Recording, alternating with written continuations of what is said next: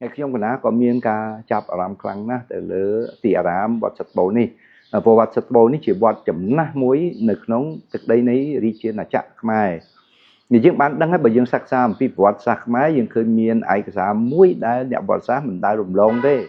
គឺឯកសារមហាបរោះខ្មែរហើយឯកសារមហាបរោះខ្មែរដែលចងក្រងឡើងដោយជឿជាអង្គមុននោះគឺលោកបានកត់ច្បាស់ថាប្រភពឯកសារគឺយកពីវត្តសត្បូរ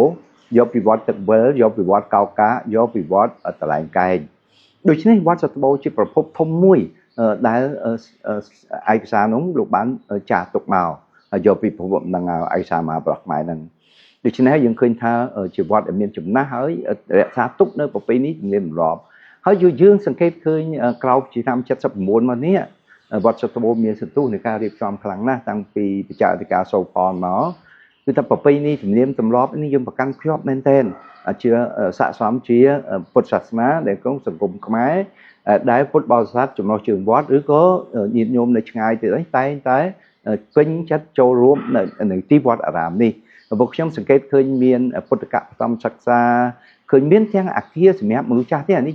ជាការដែលមើលឃើញថាវាលេចធ្លោមែនទែនព្រោះសង្គមមនុស្សនេះគេធ្វើការមនុស្សចាស់ណាមនុស្សចាស់ហ្នឹងហើយដែលជាអ្នកដែល